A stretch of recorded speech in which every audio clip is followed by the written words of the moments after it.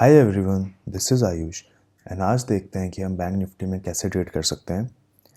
तो first of all, अगर bank Nifty gap up opening देता है इस लेवल के बियॉन्ड, तो उस केस में होगा क्या कि ऊपर की तरफ कोई भी स्टॉप लॉस अवेलेबल नहीं है, तो मार्केट में अपने सेलिंग साइड का सेटअप आइडेंटिफाई किया जा सकता है।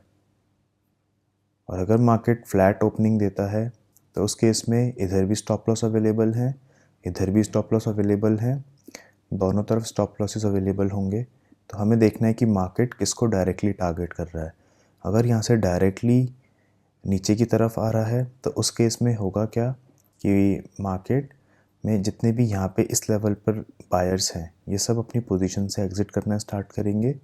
और एक बार वो एग्ज़िट कर दिए उसके बाद मार्केट हो सकता है एक अपसाइड का एक वापस से मूव दे दे। तो हम यहाँ पे अगर शार्पली नीचे की तरफ आएगा, इस लेवल को ब्रेक करेगा, तो बाइंग साइड का सेटअप आइडेंटिफाई कर सकते हैं। एंड अगर फ्लैट खुल के मार्केट ऊपर गया, अगेन इस लेवल के बियॉन्ड अगर मार्केट ऊपर जा रहा है तो यहाँ पे थोड़ा साइडवेज हो सकता है।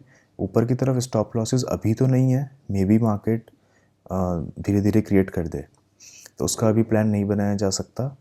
बट अगर डायरेक्टली मार्केट गैप डाउन खुलता है तो उस केस में होगा क्या कि जितने भी यहाँ पर जो स्टॉप लॉसेस अवेलेबल हैं सेलर्स के, वो सब सेफ हो जाएंगे, तो उनको अपन प्लान नहीं बनाया जा सकता। हमें फिर उस केस में सेलिंग साइड का ही सेटअप आइडेंटिफाई करना पड़ेगा, जिसमें हम क्लोजिंग प्राइस तक या फिर इसके बियॉन्ड यहाँ तक मार्केट आने के चांसेस बन रहे हैं। अब सेंसेक्स का चार्ट देखेंगे, उसमें एक्सपायरी रहने वाला है आज के दिन।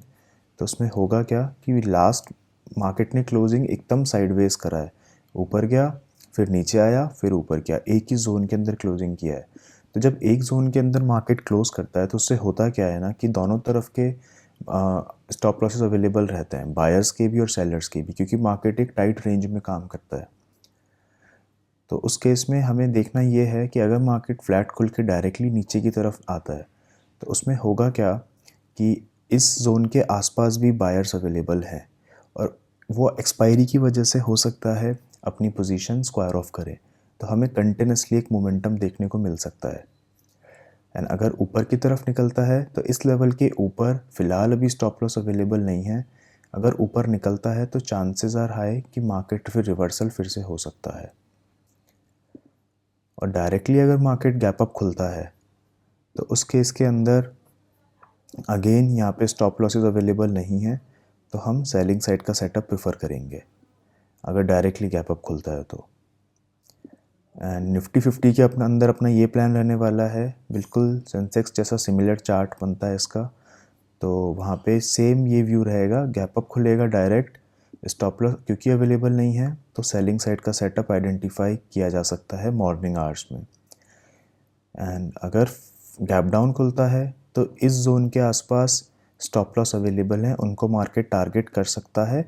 एंड ये वाले जितने भी स्टॉप लॉसेस अवेलेबल होंगे वो मार्केट में काफ़ी ज़्यादा दूर हो जाएंगे, उनको मार्केट टारगेट नहीं कर पाएगा। तो उस केस में भी अपना सेलिंग साइड का सेटअप आइडेंटिफाई किया जाएगा।